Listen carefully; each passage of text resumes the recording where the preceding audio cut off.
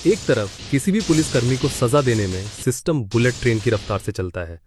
Video viral हुआ नहीं कि सस्पेंशन लेटर तैयार, किसी नेता या रसूखदार आदमी ने उंगली उठाई नहीं कि एक थानेदार या सिपाही को बलि का बकरा बना दिया जाता है। और दूसरी तरफ जब उन्हीं पुलिसकर्मियों को बुनियादी सुविधाएं देने की बात आती है तो यही सिस्टम कछुए की चाल चलने लगता है। दशकों तक उन्हें टूटी फूटी बैरकों में रहने को मजबूर किया जाता है। एक साप्ताहिक छुट्टी उनके लिए अधिकार नहीं बल्कि एक पायलट प्रोजेक्ट या एहसान की तरह होती है। तो सवाल यह है कि ऐसा क्यों है? क्यों एक पुलिसकर्मी को सजा तो तुरंत मिलती है लेकिन सुविधाएं नहीं? क्यों सिस्टम उन्हें तोड़ने के लिए तो हमेशा तैयार रहता है लेकिन उन्हें बनाने के लिए नहीं? और सबसे बड़ा सवाल कि क्यों हमारे नेता, चाहे वो किसी भी पार्टी के हों, इस मुद्दे पर सिर्फ खोखले भाषण देते हैं लेकिन असल में कुछ नहीं करते? आज हम इस वर्दी के पीछे छिपे कड़वे सच की परतों को खोलेंगे। चलिए शुरू करते हैं। पुलिस का असली बॉस कौन है? कानून, संविधान या फिर राजनीतिक आका? उत्तर प्रदेश का उदाहरण देखिए। पिछले कई सालों से राज्य के पास कोई स्थायी परमानेंट डीजीपी है ही नहीं। एक के बाद एक कार्यवाहक यानी एक्टिंग डीजीपी नियुक्त किए जा रहे हैं। क्यों? क्योंकि सुप्रीम कोर्ट ने 2006 के ऐतिहासिक प्रकाश सिंह केस में कहा था कि डीजीपी का कार्यकाल कम से कम 2 साल का होना चाहिए ताकि वो राजनीतिक दबाव से मुक्त होकर काम कर सकें। लेकिन एक्टिंग डीजीपी की नियुक्ति करके इस नियम की आत्मा को ही मार दिया जाता है। एक एक्टिंग डीजीपी को कार्यकाल की कोई सुरक्षा नहीं होती, वो अपनी कुर्सी के लिए हमेशा मुख्यमंत्री की तरफ देखता रहता है। एक पूर्व आईपीएस अधिकारी के अनुसार जब पुलिस का मुखिया ही कमजोर हो तो जिले के अधिकारी भी उसे गंभीरता से नहीं लेते और पूरी कमांड चेन बिखर जाती है। और जब नेतृत्व ही कमजोर हो तो सजा एक राजनीतिक हथियार बन जाती है। याद है कवयित्री मधुमिता शुक्ला हत्याकांड? जब जांच तत्कालीन मुख्यमंत्री मायावती के करीबी बाहुबली नेता अमरमणि त्रिपाठी तक पहुंची तो जांच कर रहे 2 ईमानदार आईपीएस अधिकारियों महेंद्र लाल का और अमिताभ यश को जांच में देरी जैसे बहानों के तहत सस्पेंड कर दिया गया। असली मकसद था जांच को पटरी से उतारना। इस एक घटना ने पूरी पुलिस फोर्स को संदेश दे दिया कि अगर किसी ताकतवर नेता पर हाथ डालोगे तो तुम्हारा करियर खत्म। या फिर जब जनता का गुस्सा शांत करना हो, लखनऊ में जब एक महिला से छेड़छाड़ का वीडियो वायरल हुआ तो मुख्यमंत्री ने तुरंत 3 सीनियर अधिकारियों का तबादला कर दिया और पूरी चौकी को सस्पेंड कर दिया। एक्शन जरूरी था लेकिन जिस रफ्तार से यह हुआ वो एक उचित जांच से ज्यादा पब्लिक को दिखाने का तमाशा लगता है। इस सब का नतीजा क्या होता है? पुलिस का इकबाल यानी उसकी अथॉरिटी खत्म हो जाती है। अपराधी जानते हैं कि वो जांच करने वाले अफसर पर राजनीतिक दबाव डलवा के उसे हटवा सकता है। एक पुलिसकर्मी किसी भी रसूखदार आदमी के खिलाफ एक्शन लेने से पहले 10 बार सोचता है। और जब पुलिस का इकबाल खत्म होता है तो जंगल राज शुरू होता है। ये राजनीतिक हस्तक्षेप हवा में नहीं होता, इसे कानूनी ताकत मिलती है 160 साल से भी ज्यादा पुराने कानून पुलिस अधिनियम 1861 से। ये कानून आजाद भारत की जनता की सेवा के लिए नहीं बना था। इसे अंग्रेजों ने 1857 के विद्रोह को कुचलने के ठीक बाद बनाया था। इसका एकमात्र मकसद था एक ऐसी पुलिस फोर्स बनाना जो जनता को डरा कर दबा कर रख सके और ब्रिटिश राज को बनाए रखे। यह पब्लिक फ्रेंडली नहीं, पब्लिक फ्राइटनिंग फोर्स थी। और इसी कानून की धारा 3 पुलिस का अधीक्षण यानी सुपरिंटेंडेंस राज्य सरकार के हाथों में देती है। आजादी के बाद हमारे नेताओं ने इस शब्द का मतलब निकाला पूरा नियंत्रण।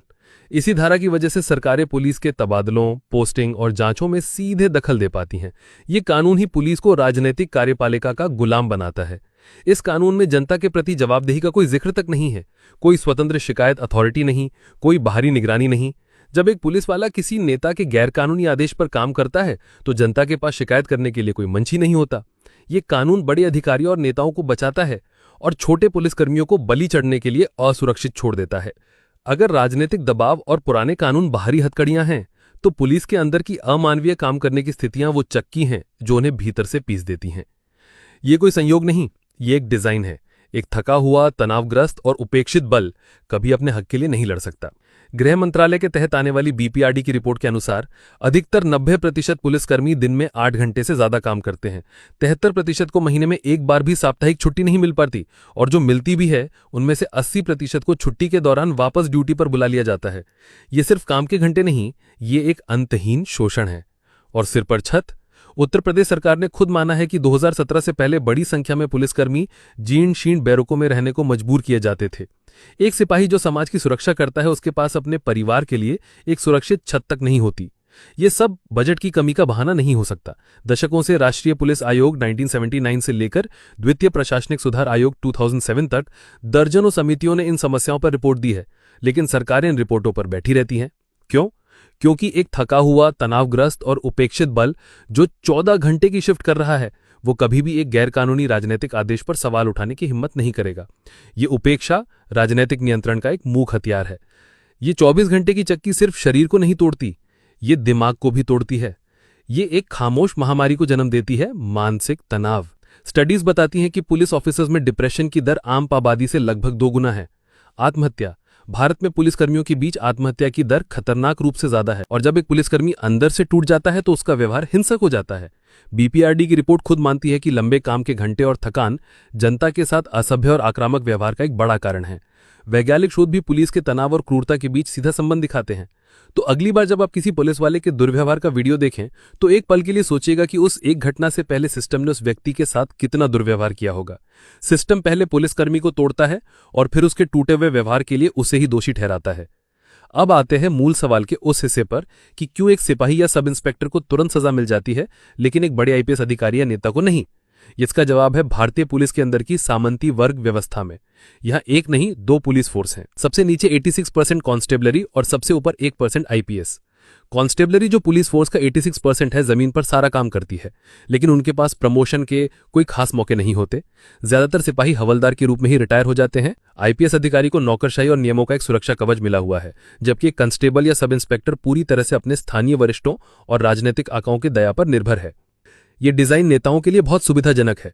वे नेतृत्व यानी आईपीएस को अपने साथ रखते हैं और जब भी कोई संकट आता है तो जनता के गुस्से को शांत करने के लिए निचले रैंक के किसी पुलिसकर्मी की बलि दे देते हैं। ये एक वफादार अफसर वर्ग और एक डिस्पोजेबल सैनिक दल बनाता है। तो फिर कोई कुछ करता क्यों नहीं? क्यों कोई भी राजनीतिक दल, चाहे वो सत्ता में हो या विपक्ष में, इस सिस्टम को ठीक करने के लिए आवाज क्यों नहीं उठाता? क्योंकि पुलिस सुधार का पूरा विमर्श एक सुनियोजित धोखा है।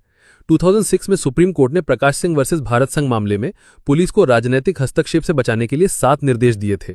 ये निर्देश एक क्रांति ला सकते थे, लेकिन हुआ क्या? देश के सभी राजनीतिक दलों ने मिलकर इन सुधारों को व्यवस्थित रूप से नष्ट कर दिया। 2020 तक एक भी राज्य ने इन निर्देशों का पूरी तरह से पालन नहीं किया था। राज्यों ने कागज पर तो आयोग बना दिए, लेकिन उन्हें इतना शक्तिहीन बना दिया कि वो सरकार के खिलाफ कुछ भी ना कर सकें। उत्तर प्रदेश जैसे राज्यों ने तो स्थायी डीजीपी की नियुक्ति ना करके सीधे सीधे सुप्रीम कोर्ट के आदेश का मजाक उड़ाया है। और घोषणा पत्र, वो तो और भी बड़ा मजाक है।